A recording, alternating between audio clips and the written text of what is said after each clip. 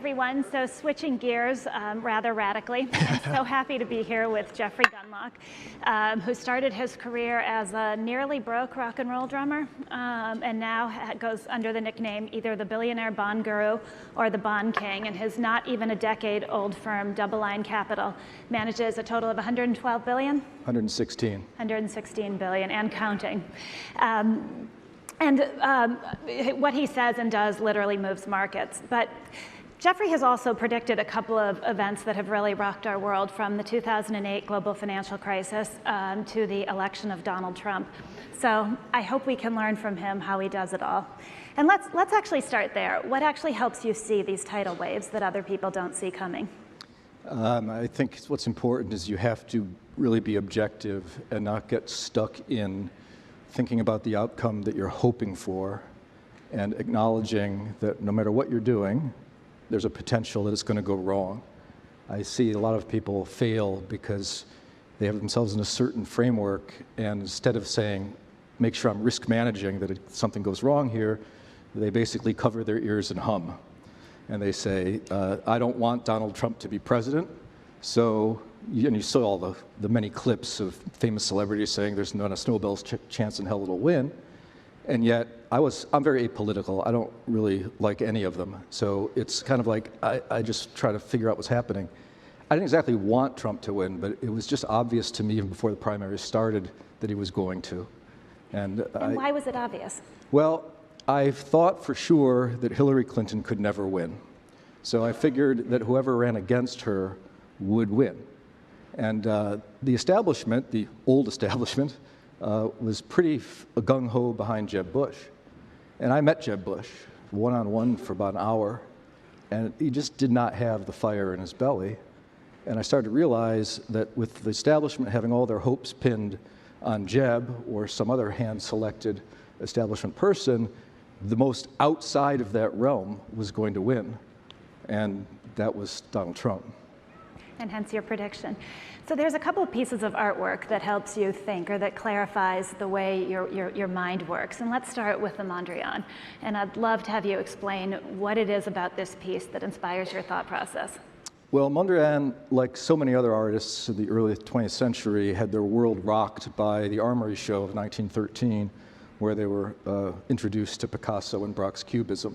Before Mondrian went into this language, he was painting flowers. And he was making money painting flowers.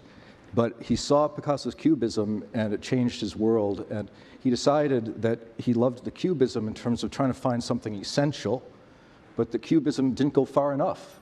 So he took on the mantle, and he kept reducing his pictorial language, trying to get to what was essential. And the language really is fundamentally tied to the X and Y axis, which represent tension, but a hierarchical equivalence of objects and of structure. And he kept doing more and more reductivism until he got to this in 1931, which was a commission for a town hall in the Utrecht district of the Netherlands. And this is what he came up with, which was ultimately the end point of Cubism. And as a thank you for doing this for the town hall, they hated it, and they took it down, and they sold it to Amsterdam, where it is now. But what I love about it is, my thought process, when I think about investing, it's really about what is essential. Take the complex world with so many variables and so many interlocking pieces, what's really essential in it? And that's kind of what this says to me visually. Okay, I want to do one more piece before we move on. Escher. Escher. What does this tell you? Escher's a real optical illusionist. This is based on a staircase, I think by this guy named Penrose. But in investing, there's a tremendous affinity that people have for herding behavior, where they all follow the crowd. And particularly as institutional fiduciaries, there's a loathing to be wrong alone. If there's a consensus opinion and it ends up being wrong, it's okay, because you have plenty of company that are wrong with you. But this is called ascending, descending, and it's an optical illusion. You can see that they're never getting anywhere. They're perpetually going up, perpetually going down, and it's because the geometry of it fools your brain. And I just think that when people herd in the investment world and do things like lemmings, they're never going to get anywhere. And so Escher speaks to me in that way. So you were a philosophy major, and there's a quote from Nietzsche that I've heard you use: "Insanity in individuals is sometimes rare, but in groups it is the rule." That's how right. How do you avoid groupthink? You have to have the courage to think for yourself and to look for examples of where everyone thinks something is obvious, but as the great technician Joe Granville said, what is obviously wrong. And so you try to avoid that. Another artist we didn't have an image for is this guy named Donald Judd, who was one of the great, he wasn't really a sculptor by his own definition. He made what are called specific objects, and he didn't make them himself. Like Andy Warhol, he had other people make them. But he was an art critic and then a painter, and he was very integral in the New York art scene, and he was working with other artists. And at a certain point, he said, I can't do this anymore. My vision, my work is actually being diluted and contaminated by too many ideas. So he decamped for Marfa, Texas, which is literally in the middle of nowhere, where he got a clarity of vision. So a lot of people in my shoes, they love to go to powwows with their peers and share ideas and have Titans dinners where you learn off of each other's ideas. I can't do that. I've been invited to them, I've gone, and I go in there, and here's Joe over here, and he's bullish on Apple, and his case is wonderful, and here's Tim, and he's bearish on Apple, not Tim Cook, but he's bearish on Apple, and convincing case, and I just get confused. So what I do is I try to think independently, read news wires, and wait for those moments when the facts are the same, and yet all of a sudden everybody's interpretation of it is changing. Nietzsche also said there are no facts, just interpretations, which sounds like our world today. Yeah. So let's go back to Trump, and let's start with the positive. What's the best thing the Trump administration has done for markets? What's gone right? For markets? I don't think the markets have had much of anything in reaction to Trump. I think the best thing that Trump has done broadly is, and this probably won't be popular in this room, but he's trying. He is actually trying to do something. You might completely disagree with it, but he is trying. And I'll give him some credit for that. But for markets, the thing that was funny is I predicted Donald Trump's victory, and I made no money off of it. None. I was in the same mindset as so many of the people that said he's just not going to win, like a Mark Cuban, for example, who I think a couple days before the election, he said there's no chance he'll win, but if he does, the market will drop 80%. Right. And it dropped about 5% for about an hour. I thought there would be more of a drawdown on kind of a negative reaction. But talk about how the facts are the same, but opinions change. 2 days before the election, it's like if he wins, it's a disaster.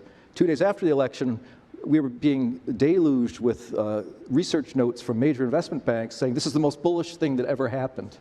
So, and yet it doesn't seem like much has really happened. There's still tremendous hope for tax changes that would be positive to valuations of U.S. stocks by increasing profitability, for decreased regulation. I'm from Missouri on all this, considering the lack of progress on the agenda so far. And what explains that swing in sentiment other than just pure schizophrenia? It's really hard to understand. I think it was just reaction to the fact that markets started going up a lot. And people like to extrapolate what's been happening. So once something starts to be, a market behaves in a certain way, suddenly everyone says, oh, that's going to continue to happen. And I just think it was that kind of a reactionary momentum that led to where we are today. So you said this a few months ago about Trump. Many people who voted for him think something is going to change for them. They expect their wages to rise and America to be great again. What's the risk in that? The risk is that the fundamentals underneath the economy make that unlikely to happen. You're not, the guy that served in Afghanistan and came back and was working, fixing air conditioners, and is now laid off, he's never really going to get a job again. It's sort of you're selling a hope that is perpendicular to sort of the demographic and realistic trends that are going on. And so the risk is that these people that had a certain anger that was tapped into by candidate Trump, now President Trump, that their anger actually multiplies when their lot in life doesn't improve. And so what I've been saying is if you thought the 2016 election was wacky, and I said this prior to Election Day, I said, you ain't seen nothing yet. Wait till we get to 2020, when I'm pretty sure we're not going to have just two candidates that are truly in the run. I think we're going to have 3, if not 4 parties, essentially, that are running for president. So it's going to get even weirder. And one of the reasons for that is, you know what, in these presidential elections, what you never see is real discussion about the finances of America, the entitlement programs. I remember when Mitt Romney was against Barack Obama in 08, or I guess it was, no, 12, and the debates were quite contentious. Yep. But when they asked the question on Social Security, all of a sudden there was no bone of disagreement. It's just, that's fine. We don't have to worry about that. Yes, I agree, it's fine. Next question, please. Because no one wants to talk about that third rail of politics. Right. Come 2020, the problems of the funding of the entitlement program, Social Security, Medicaid, Medicare, and what's left of Obamacare are not going to be possible to be ignored. And so suddenly we're going to have this moment where we realize that we actually have to do something. And I think what you'll be surprised about is how easy this thing is to fix once we acknowledge that there's a problem. Okay, so there's a prediction here. You heard it first here. What's the fix? The fix is that you have to raise the eligibility ages and have some amount of means testing. When FDR put Social Security in place, the eligibility age was 65, and life expectancy, I think, in the country was 61. And I'm told in New York City it was even lower than that. Right. Now life expectancy, some people say it's 83, some people say it's 78, but the eligibility age is still 65. We just can't afford to have people being retired for the length of their life past 65. So we just have to raise it. It's just not that hard to do, except there's this belief that I paid for it, I deserve it, and you're not going to change it. But the baby boomers will not fight for their rights the way that the so-called great generation is hell-bent on fighting for their rights tooth and nail. The baby boomers are very different from other generations, and they'll actually give up very easily, I believe, on their acceptance of higher eligibility ages. It'll be interesting to see how that shakes out. So moving from the future to the present, what are some of the biggest risks you see facing the market now? And I want to show 2 slides. How many people out here would guess that an artwork called Devil's Fork actually has something to do with the bond market? And if we can show it, then you can explain it and tell us what it is and why it relates to the bond market. Well, this relates to investing broadly, but this is called the Devil's Fork. There's also a technobabble name for it called the Triple Encabulator Tuned Manifold. And it showed up in a science journal back about 50, 60 years ago, and it was fairly obscure, and then it was published on the cover of no less august a publication than Mad Magazine.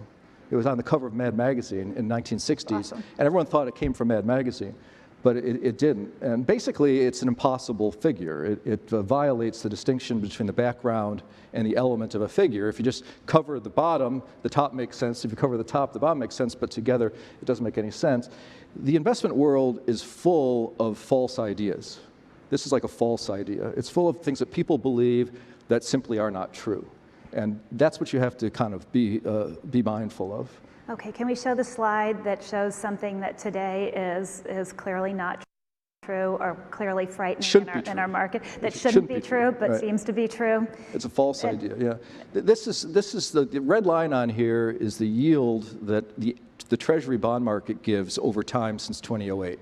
So it's been fairly stable. It's been a very low level of around 2 to 3% for the past 8 years or so. The green line is the yield on what's called junk bonds, very bad credit corporate bonds in Europe. And this is just the average if you invest in a certain slice of those junky bonds out of Europe. And it's shocking that investors are willing to accept the same no default return on junky European credits. Then they don't have any premium on that garbage investment versus US Treasury bonds. And it's all because of manipulated behavior. This is what the false idea that's out there now is the policies that are in place to manage our economies in the United States versus Europe are completely contradictory, yet the fundamentals are almost exactly the same. The inflation rate, let's just call it Germany, because it's the biggest economy in Europe.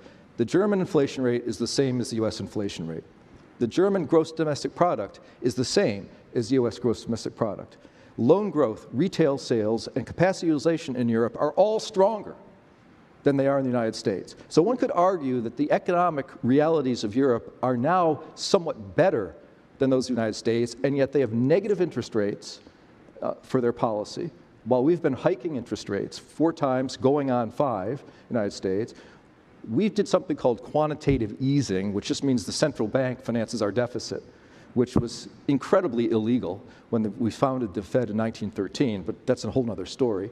But we ended up financing our budget deficits by the Federal Reserve basically just buying the bonds. We have a circular financing scheme. We stopped that. In Europe, they started it and never stopped. So the fiscal financial realities in Europe are completely artificial. Their interest rates should be much higher than they are today. They're much lower than our interest rates. They should probably be the same or higher. Once Mr. Draghi, who's the head of the ECB, realizes that this can't go on, the order of the financial systems are going to be turned upside down. And it won't be a good thing because it'll mean that the liquidity that's been pumping up markets will be drying up. And it'll probably start happening in 2018. And then what happens? Things go down. I think we've been in an artificially inflated market, stocks and bonds, largely around the world. The U.S. has been particularly benefited from that. But I think we're looking at a much tougher environment as we move into 2018. Do you think people fully appreciate how global the U.S. stock market is? And I think you've got a statistic about... No, the U.S. stock market is indeed very global. I mean, 40% of the earnings from the S&P 500 come from overseas.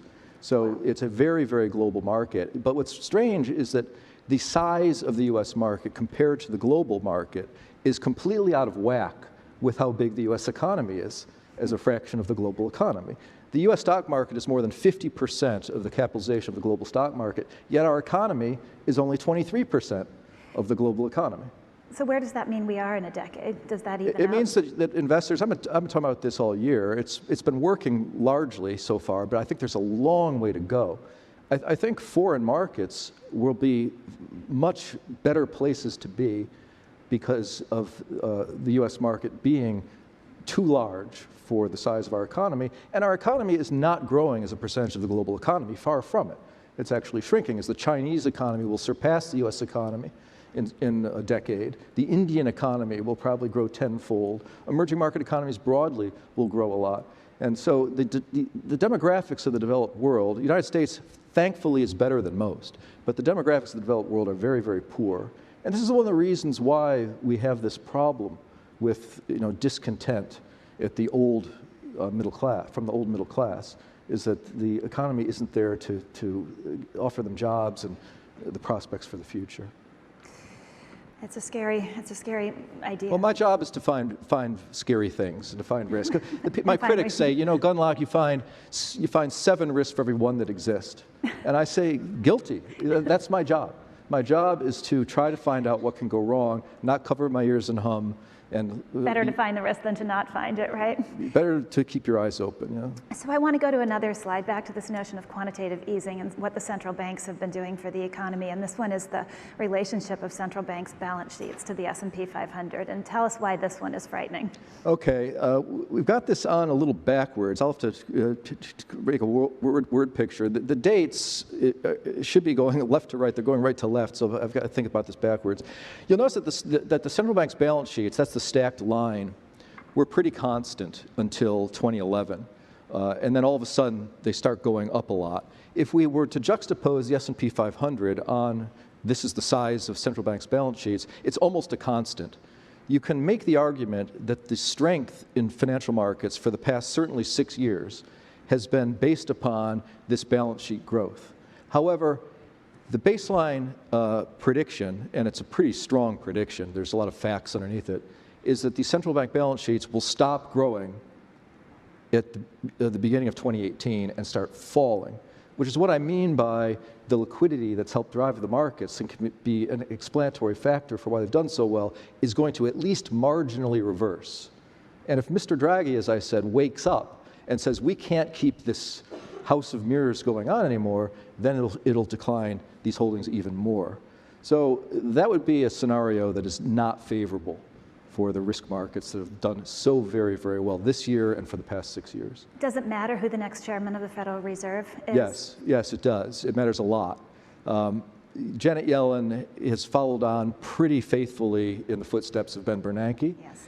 I think that there is no chance that she wants to be Fed chairwoman for another term, nor do I think the president would want her to be. If I were Janet Yellen, I would be counting the days left in my sentence, like a prisoner in jail, counting with the things on the wall, hoping that nothing goes wrong because she's so close. It's February of 18 that she's out, and nothing has gone wrong. Her legacy is really about as good as it can possibly get. She got rid of the zero interest rates. She raised them 4, maybe 5 times by the time she's out. She is starting to roll off the bond buying, the quantitative easing, and nothing bad has happened, at least so far. She's not Alan Greenspan just yet. If she can just make it, a few more months, she'll be fine. Yeah, Alan Greenspan was funny. He used to say, if you think you understand what I said, you weren't listening carefully enough. Because he would try to say nothing by sounding like he was saying something. But one of the things that people were saying a few months ago is that Gary Cohn, the number 2 guy from Goldman Sachs a year ago, was going to be the next Fed chairman. No way, and now that's clearly off the table. Why did you say no way? Too close to the bone. I mean, it's one thing to have ex-Goldman people from 20 years ago, middle management, then suddenly ascend to the head of the central bank. But for the number 2 guy from Goldman Sachs, who was it's just too clubby. I just don't think too much government sex. So now they say it's this guy Warsh, yes, who's going to do it. I actually have a very non-consensus point of view. Once again, I think it's going to be Neel Kashkari, who is kind of not a traditionally trained PhD economist. But he happens to be the most easy money guy that's in the Federal Reserve System today, Neel Kashkari. And that's why I think he might win. He actually wrote an essay yesterday, it was published, that was basically talking about why we should have more easy money policies. And I think the president, if he's going to have any chance of retaining his base, he needs to deliver something to the disaffected middle class. A stronger dollar is not good for achieving that agenda. A weak dollar is actually positive, and easy money is more a friend of a weak dollar than tight money. And so I think Neel Kashkari, I'm the only guy on God's green earth that believes Neel Kashkari. Hasn't he been very outspoken about the too big to fail banks? Would that be bad news for the banking sector, were you to be right? Yeah, it could be, but easy money would be good for the banking sector. It would make the proposition of the banks who lend long and borrow short, it would be more attractive for them. And can it work for a little while? Can we stave off the day of reckoning? The thing about finance and investments is things take so much longer to unfold than the doom and gloomers say they will. You might remember, you're probably too young, but I remember 1992, there was this guy named Ross Perot who bought infomercials to rail against the impending collapse of the United States due to our excessive debt. That was in 1992. Right. There was a book written, I think by Pete Peterson, or at least he was involved, that was called Bankruptcy 1995. It was on the same theme, that because of our indebtedness, we would be in a depression, a deflationary depression by 1995. Well, they're probably right, but they're 25 years at a minimum early. And in the investment business, early is a synonym for wrong. So don't tell me what to buy, tell me when to buy it. And yes, we can. The day of reckoning is probably 5 or 6 years away, I think, and it has to do with these things I talked about with the entitlements earlier. So how do you take into account that factor when you see something so clearly, one of these danger signs, one of these frightening things that can't continue to last? Yet, isn't that the insanity can go on a lot longer than you ever thought possible? How do you factor in the timing? Markets can stay irrational much longer than you can stay solvent. Right. Yeah, that's true. What you should do is, the reason that so many people don't want to be in my shoes is because it's really overwhelmingly time intensive and intellectually intensive, because you have to follow. One guy that I ended up hiring because he said this to me, because I really thought he understood the way things worked. He said, "I'm tired of managing money. You have to watch every tick all the time," and that's true. And you really have to be committed to it. What I'm getting at is you have to watch, and wait for that cusp of change to actually start manifesting itself. So it's a business where you can't take a lot of mental time off. So you have to watch and wait for that. Right now, things look reasonably good, although we won't stop watching. But I mean, for this year, we're getting near the end of the year, but we haven't seen any problems for this year. So we've got a question from the audience. Why would anyone invest in bonds? It's a good question. I did a talk in 1997 that was entitled "Why Own Any Bonds at All?" And the reason was that was the question I was getting at just about every meeting I went to. People were saying, our investment committee has realized that bonds are for losers. When bonds go down, they go down, stocks can still go up. When things go up, stocks go up more. And it's a pretty good question. I think you do it to diversify, and I know that's a hackneyed answer, but it really is true. I'm not a big fan of bonds now, and I haven't been really for the past 4 years, even though I manage them and institutions have to own them for various reasons. But the returns have not been very good. I mean, bond returns for the past, basically, time windows for the past 6 or 8 years have been 2.5% from traditional approaches. If you get risky approaches, which obviously have things that you need to consider, you've been able to do more like 8.5, which is fine. But I'm not a big advocate of bonds. I think that investors should be light on bonds, and so I kind of agree with where you're coming from. I'm stuck with it, but my role is I know many asset pools have to own them, and my job is to get them to the other side of the valley. And interest rates have bottomed; they've already started to rise. You know, it's like I like to quote this from Hemingway because people say, "When are rates going to rise?" And I say, "Well, if you're paying attention." Interest rates started rising actually 6 years ago, and they haven't risen very much, but it's like in The Sun Also Rises, the classic from 1926. Hemingway has the dialogue, "How did you go bankrupt?" Bill asked. "2 ways," Mike said. "First gradually, then all at once." That's how interest rates bottom. First gradually, and then all at once. We've been in the gradually phase for years. When the all at once comes, I'll feel that I'm doing a service by getting people through it. And that's why I'm still at the game. I mean, I want to see how the movie ends. So from Nietzsche to Hemingway, thank you very much. Thank you.